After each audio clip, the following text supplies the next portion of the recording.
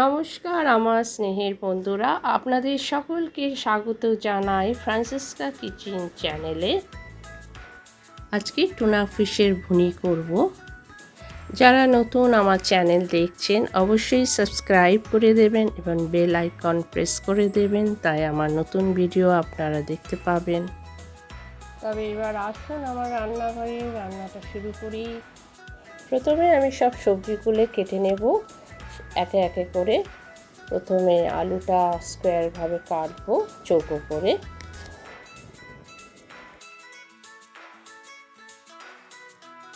পেঁয়াজটাও একইভাবে চৌকো করে কাটবো।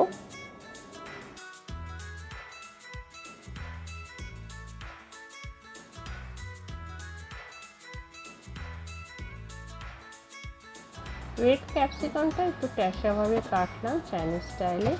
সেম এই গ্রিন চিলিটাও এইভাবেই কাটলাম। টমেটোটা একটু চৌকো করে কাটবো।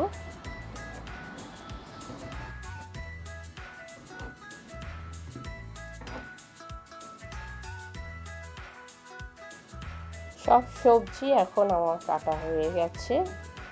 এটা টুনা ফিশের টিন, যে কোনো সুপার মার্কেটে আপনারা পেয়ে যাবেন। তবে এখন এটা আমি খুলবার চেষ্টা করছি। এই তো এবার খুলে গেছে। দেখুন কি সুন্দর দেখতে লাগছে, খেতেও খুব ভালো লাগবে নিশ্চয়। এবার শুরু করি রান্না। তেলটা গরম হয়ে গেছে, চায়ের অর্ধেক চামচ জিরে দিয়ে দিলাম। জিরেটা বেশ হালকা বাদামি রং হয়ে গেছে। এবার আমি আলুটা ঢেলে দেব।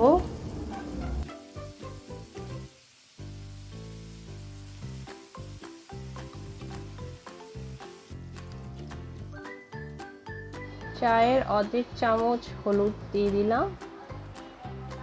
ছোট চামচের অর্ধেক চামচ আদা রসুন বাটা দিলাম।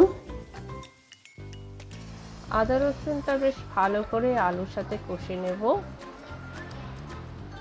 2 মিনিট ঢাকা দেব। ছোট চামচের 1 চামচ জিরে গুঁড়ো দিলাম আর 1 চামচ নুন দিলাম। এবার পেঁয়াজটা দিয়ে দিলাম। পেঁয়াজটা দিয়ে একটু ভাজা ভাজা করে আবার একটু ঢাকা দিয়ে দেবো 2 মিনিটের মতন, পেঁয়াজটা নরম করার জন্য। আলু আর পেঁয়াজ ভালো নরম হয়ে গেছে। এবার বাকি সব সবজিগুলো ঢেলে দেবো একে একে করে।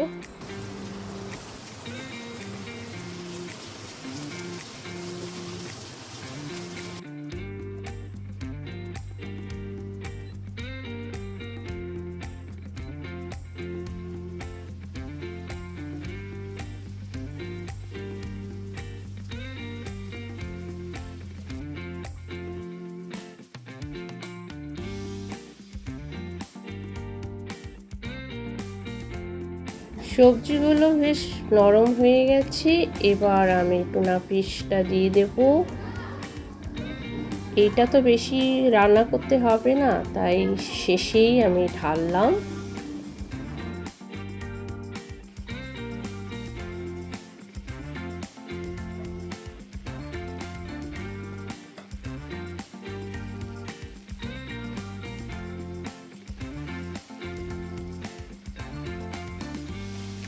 রান্না প্রায় হয়ে গেছে। এবার একটু ধনেপাতা ছিটিয়ে দেব। এই টুনা ফিশের ভুনিটা আপনারা ভাত এবং রুটি দিয়ে খেতে পারবেন এবং টিফিনের জন্য খুব ভালো, তাড়াতাড়ি রান্না হয়ে যায়।